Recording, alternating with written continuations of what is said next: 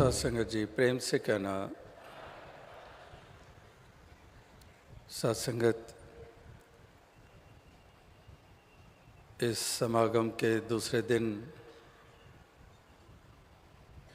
भी भरपूर आनंद प्राप्त हुआ। कल की तरह आज भी ऐसे उत्तम संदेश हमें श्रवण करने को मिले जो भाव शब्दों के रूप में भक्तों महापुरुषों ने सबके समक्ष रखे, जो कि देश के भिन्न भिन्न प्रांतों से आए और उन प्रांतीय भाषाओं का सहारा लेते हुए यही पैगाम मानवता का, इंसानियत का, ये सब तक पहुंचाया। और एक एक शब्द हमारे लिए बहुत मायने रखता है। छोटे छोटे बच्चों की ज़ुबान से आपने सुना कि किस तरह से छोटी उम्र थी चाहे, लेकिन उड़ान बहुत ऊंची थी, संदेश बहुत ऊंचा था। जिन बच्चों को हम इस दृष्टि से अक्सर देखते हैं कि तो छोटी उम्र वाले, इनको क्या समझ है, लेकिन वही पंक्तियां जो फारसी में कही गई और अक्सर उसका जिक्र होता है कि बुजुर्गी बअक्लस ना के बसाल, कि बुजुर्गी का वास्ता अकल के साथ है ना कि सालों के साथ है। तबंगरी बदिलस ना के बमाल, अमीरी माल के द्वारा नहीं है, दौलतों के कारण नहीं है। दिल की अमीरी जिसके पास है वो अमीर है। तो यहाँ पर बच्चे भी एक बुज़ुर्गों की तरह ही, जैसे कोई दाने होते हैं, इस प्रकार से उन्होंने, बच्चों ने भी सबके समक्ष ऐसे उत्तम भाव रखे हैं।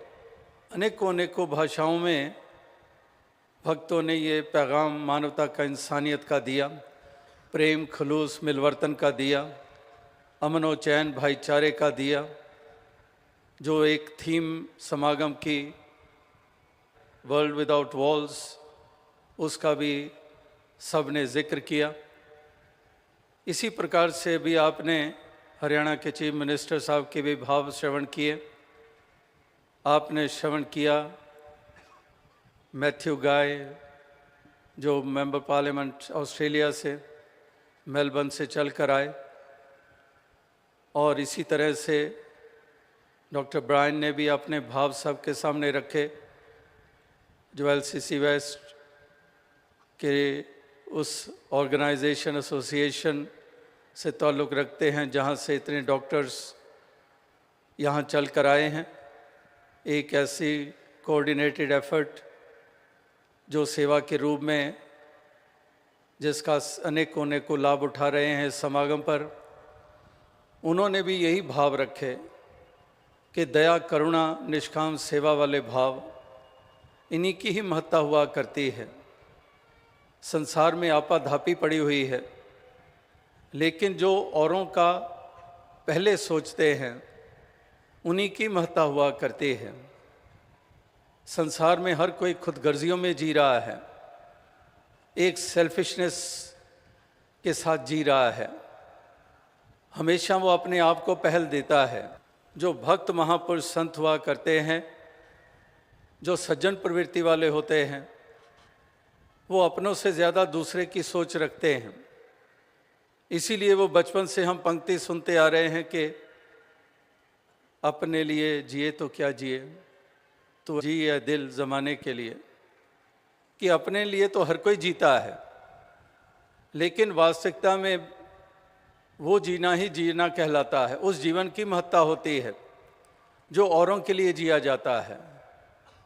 इसीलिए भक्तों संतों की तुलना एक नदी के साथ कर दी जाती है, एक वृक्ष दरख्त के साथ कर दी जाती है। कि एक वृक्ष दरख्त होता है, वो भी औरों को छाया देता है, औरों को फल देता है, खुद वो कड़कती धूप में सारा दिन खड़ा रहता है। इसी तरह से नदी का जल भी उससे कितने कितने लाभ उठाते हैं। तो जो सज्जन प्रवृत्ति वाले होते हैं, जो भक्त प्रवृत्ति वाले होते हैं, वो भी हमेशा औरों की सोच रखते हैं, औरों के काम आते हैं, उनके दुख सुख में शामिल होते हैं, दूसरे की पीड़ा हरने में अपने योगदान देते हैं, जख्मों पे मरहम का रूप बनकर उनका उपचार करते हैं। जो मानवता गिरती चली जा रही है, इस मानवता को बरकरार और उभारने के लिए ये कितने कितने तप और त्याग करते चले जाते हैं, कितने कितने बलिदान ये देते चले जाते हैं। इतिहास के पन्नों से हमें मिलता है कि वाकई ही ऐसे जीवन जीने वाले ही ऐसे हुए जिनका नाम रोशन हुआ, जिनके प्रति सत्कार का भाव पैदा हुआ, जिन्होंने हमेशा के लिए अपने निशान छोड़े, जिसका अनुकरण और अनुसरण करना ही एक विवेकी पुरुषों का एक कार्य हुआ करता है। तो महापुरुष संत जनों ने इस तरह से ये जीवन के द्वारा अपने ये सबके समक्ष ये मिसालें ये रखी हैं। जहाँ पर आज बटा हुआ संसार, बिखरा हुआ संसार, जहाँ पर अनेकता अभिशाप बन के रह गई है, जहाँ पर कोई एक दूसरे को एक आंख भाता नहीं है, जहाँ पर इनटॉलरेंस इतनी बढ़ चुकी है, टॉलरेंस लेवल कितना गिरता चला जा रहा है, ज़रा सी एक ज़ुबान से निकली हुई बात बर्दाश्त नहीं होती है, ज़रा सी एक मिनट की देरी बर्दाश्त नहीं होती है, किसी की भाषा बर्दाश्त नहीं होती है, किसी की जाति बर्दाश्त नहीं होती है, किसी का मज़हब बर्दाश्त नहीं होता है, किसी के चिन्ह बर्दाश्त नहीं होते हैं, किसी का पहरावा बर्दाश्त नहीं होता है, किसी के तौर तरीके बर्दाश्त नहीं होते हैं। यानी कि बिल्कुल ही कोई टॉलरेट करने को तैयार नहीं है। और दूसरी तरफ वलियों, गुरु, पीर, पैगंबरों ने पीसफुल को एग्जिस्टेंस की बातें कही हैं कि हम एग्जिस्ट करें, को एग्जिस्ट करें। उन्होंने को एग्जिस्ट कहा है, केवल एग्जिस्ट नहीं कि एक जाति वाला एग्जिस्ट करे, एक मज़हब वाला एग्जिस्ट करे, एक कल्चर वाला एग्जिस्ट करे। को एग्जिस्टेंस का महत्व ही तभी होता है जब हर तरह के लोग एग्जिस्ट करें। जैसे भिन्न भिन्न फूल होते हैं, वो बगीचे की शोभा बनते हैं, वो एक दूसरे को बर्दाश्त करते हैं। एक ही फ्लावर बेड में, एक ही क्यारी में नाना प्रकार के फूल उस क्यारी में हैं। उन फूलों को तो कभी लड़ते नहीं देखा, उन फूलों को तो नहीं देखा कि एक फूल दूसरे फूल को उखाड़ के उस क्यारी से बाहर फेंक दे। इसीलिए वो शोभायमान है, इसीलिए उनका महत्व है।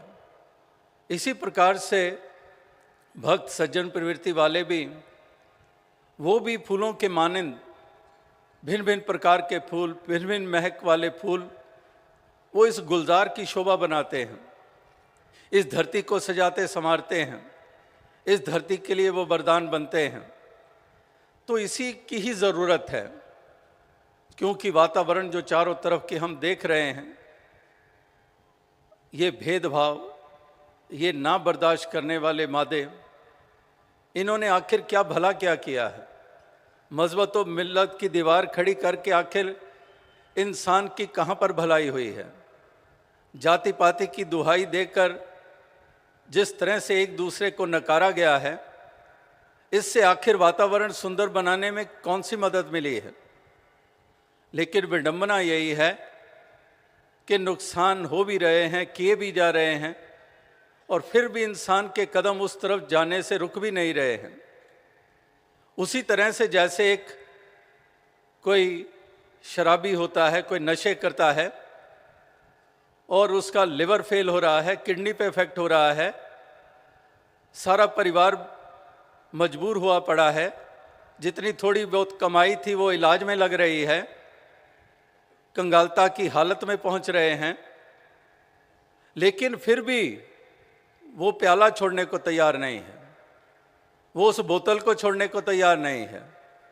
नुकसान हो भी रहे हैं, शरीर का हो रहा है, जीवन हाथों से निकल रहा है, परिवार वालों के चेहरों पे मायूसी छा गई है, इसके बावजूद वो नशे की लत उसको छोड़ने को तैयार नहीं है।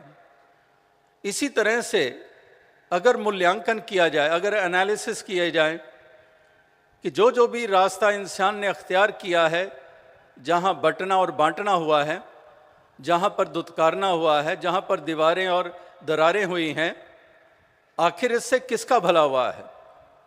किसी का भी भला नहीं हुआ है, केवल और केवल नुकसान ही हुए हैं। तो इसलिए महापुरुष संत जन इसलिए ये पैगाम दोहराते चले जाते हैं कि इंसान को ये जागृति मिले, इंसान समय रहते हुए समझ जाए और इस प्रकार से वो अपने आप को उस रास्ते पे चला दे जो रास्ता चलते हुए वास्तविकता में संसार की भलाई होती है। ये दीवारें सारी गिराकर, जैसे कल भी जिक्र हुआ कि दीवारों को महत्ता वही देते हैं जो वास्तविकता में एक संकीर्ण दिल वाले होते हैं, जो एक अज्ञानता वाले होते हैं, उन्हीं के लिए दीवारें महत्व रखती हैं। लेकिन जागरूक जो होते हैं, जो इंसानियत वाले होते हैं, उनके लिए दीवारों की कोई महत्ता नहीं होती है। वो इस प्रकार से उन दीवारों को लांघ जाते हैं, उन दीवारों से पार चले जाते हैं, उन दीवारों को गिरा देते हैं ज्ञान हथौड़े से। इस प्रकार से फिर वहाँ कोई दूरियां नहीं रह जाती हैं, वहाँ पर नज़दीकत आ जाती है, वहाँ पर करीब हो जाते हैं, वहाँ पर अपनापन वो स्थापित हो जाता है। ना को बैरी ना ही बेगाना, सगल संग हमको बनाई, कि कोई पराया कोई बेगाना नहीं है, सभी अपने हैं। कोई बेगाना नहीं है, कोई एलियन नहीं है, किसी और प्लैनेट से नहीं आया है, सारे इसी धरती के वासी हैं, इसी धरती पे जन्मे हैं और सबको इस इंसानी जामे में जो आए हैं, पैदा हुए हैं, आज से पहले या आज या आने वाले समय में, ये सारे ही 5 तत्व के पुतले हैं और इन सब में एक ही नूर परमात्मा की अंश के रूप में, आत्मा के रूप में है।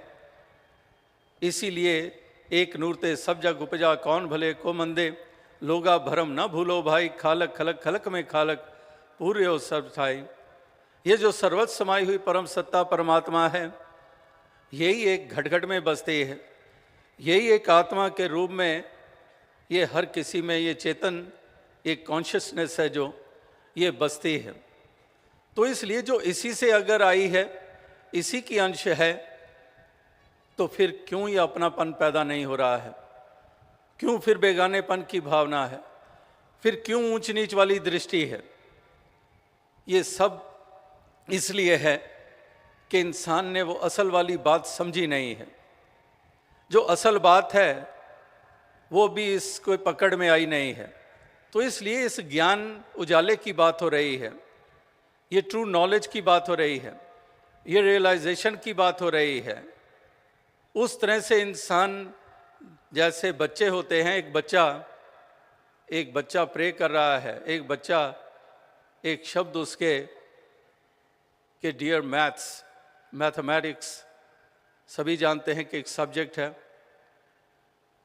और वो बच्चा वो क्या कह रहा है कि dear maths please grow up and solve your problems yourself, I have other problems to solve.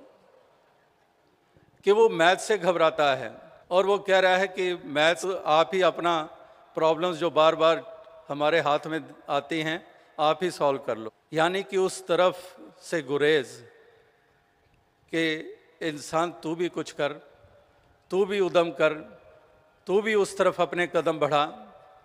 और जिन्होंने बढ़ाए आज उन्हीं के नगमे गाए जा रहे हैं, आज उन्हीं के प्रति हम सत्कार का भाव रख रहे हैं। वही वो रोशन मीनारे हैं जो अंधकार में आशा की किरण के रूप में हैं। जैसे आपकी सोच है, जैसे आपकी भावना है, उसी तरह से आप भी इस उजाले में जीवन जी रहे हैं और सही मायनों में ये जीवन ही जीवन कहलाया करता है। इस प्रकार से इस संसार में आए हैं तो वाकई ही जीवन जीने के सलीके आ गए हैं, वरना तो सारी उम्र बीत जाती है, जीवन जीने का ढंग ही नहीं आता है। तो ये जीवन जीने का सलीका आया है। तो इस प्रकार से ये भक्त महापुरुष ये औरों को इसलिए निमंत्रण देते हैं, ये सबको पैगाम देते हैं। जैसे पहले भी महापुरुषों ने इसी तरह से निमंत्रण दिए हैं कि करूं बिनंती सुन मेरे मीता, संत टहल की बेला, इहाँ खाट चलो हरी लाहा, आगे बसे सुहेला। कि ये निमंत्रण देते हैं। एक और निमंत्रण ध्यान में आया। सभी जानते हैं कि स्थल होते हैं, कोई रिलीजियस प्लेसेस होती हैं, कोई टूरिस्ट प्लेसेस होती हैं।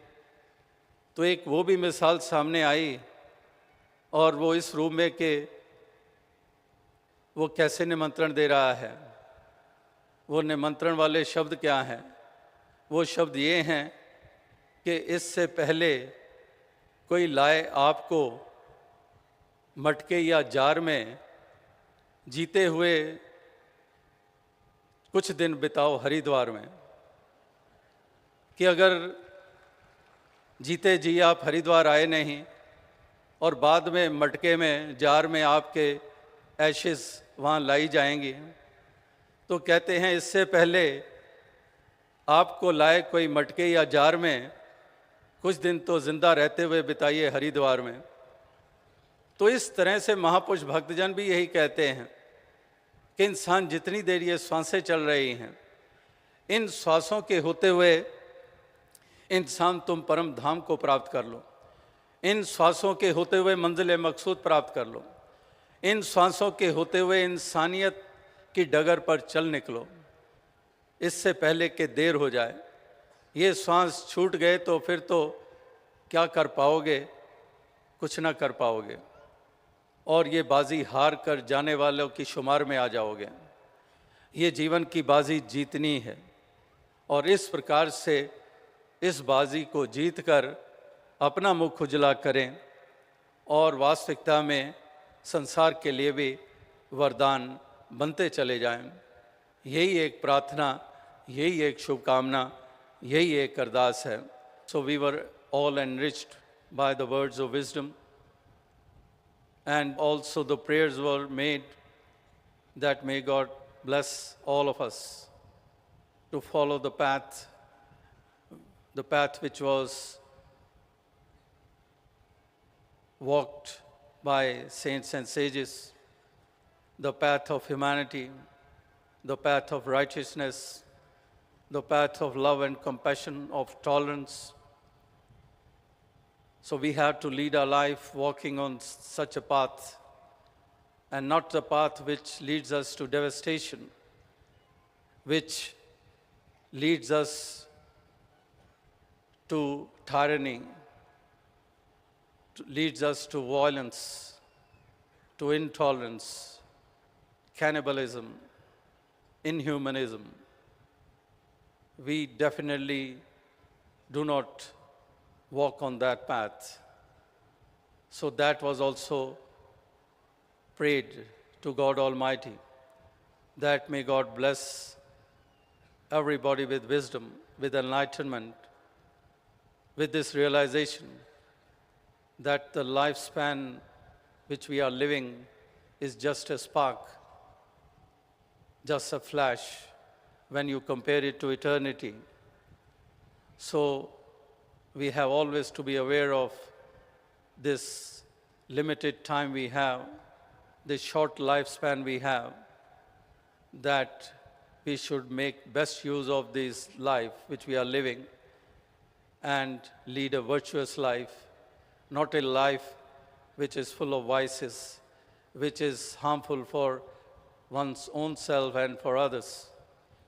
So, without taking much of your time, because already we are well past the time when we were to conclude this session, the marathon sitting, and know that our friends from North America and Europe, they are not used to for such long sittings.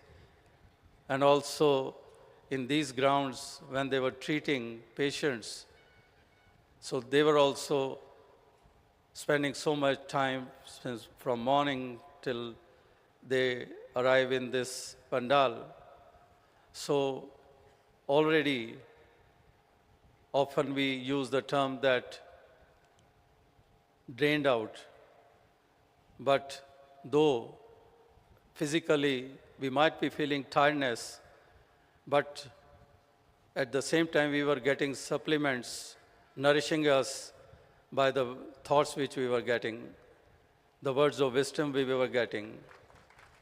They were enriching us and side by side making us fresh. तो साथ संगत दास और अधिक शब्दों का सहारा नहीं लेगा क्योंकि समय काफ़ी आगे बढ़ चुका है। आज इस सत्संग से पहले सेवादल रैली भी हुई, जहाँ पर सेवादल के नौजवान, द वॉलंटियर्स,